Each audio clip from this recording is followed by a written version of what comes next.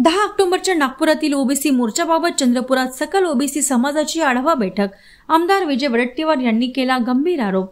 मोर्चा तयारी सुरू झाल्यापासून आपल्याला रोज 10 ते 20 शिवीगाळीचे फोन येत असल्याचा केला आरोप। आपण मराठा समाज अथवा जरांगे यांच्या विरोधात नसून आम्हालाही ओबीसींच्या 374 जातींसाठी लढण्याचा अधिकार असल्याचे केले स्पष्ट। झुंडशाही गुंडशाही दादागिरी करू नका असे केले आवाहन।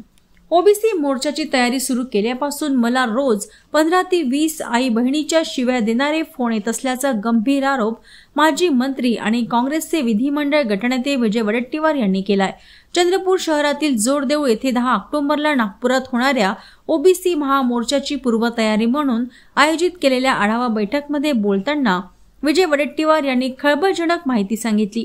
शिव्या घालून आमची लढाई थांबवू शकत नाही आणि संविधानाने आम्हाला दिलेला अधिकार देखील हे रोखू शकत नाही असं म्हणत, कितीही फोन आले तरी मी ओबीसींसाठी लढणारच असा ठाम निर्धार विजय वडेट्टीवार यांनी केला।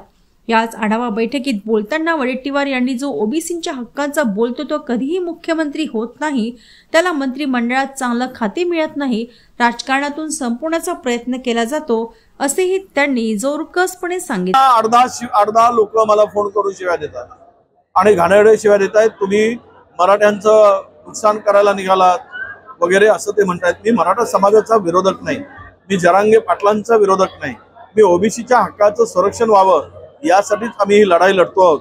त्यामुळे अशा प्रकारचं कोणी प्रयत्न करेल तर मला त्यांना विनंतीच करायची आहे की तुम्ही आम्हाला शिव्या घालून आमचं नुकसान करू नका आणि अशा पद्धती ज्या काही ही मंडळी आहे किंवा हा विचार आहे, हा विचार समाजाला कधी प्रगतीच्या दिशेने नेऊ शकत नाही।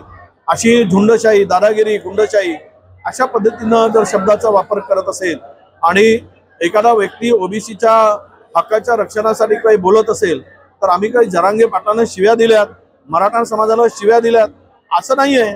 आम्ही फक्त ओबीसीवर जो काही अन्याय होतोय ती बाजू मांडत असताना काही टवाळके मराठा समाजाच्या तरुणांनी जर आम्हाला अश्लील घाणेरड्या शिव्या देत असतील तर सरकारने याची दखल घ्यावी। मी काही पत्र देणार नाही, मी कोणाचे नंबर देणार नाही, परंतु मी जाहीररित्या सांगितलं आहे आणि माझ्याकडे काही सेव्ह करून ठेवलेलं आहे ज्यांची नावं, जे आपले नाव तर चुकीचं सांगत असेल पण आपण त्यांना कोणाला आपण हे करू शकतो, पण हा जो काही प्रकार आहे तो निश्चितपणे चांगला नाही।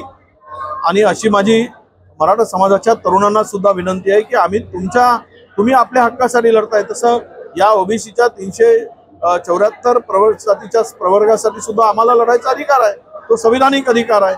परंतु तुम्ही शिव्या घालून ही लढाई तुम्ही थांबवू शकत नाही किंवा आम्हाला जो काही घटनेने अधिकार दिलाय, संविधानिक अधिकार आहे, तो तुम्ही अशा शिव्या देऊन हिरावू घेऊ शकत नाही असं माझं त्यांना आव्हान आहे।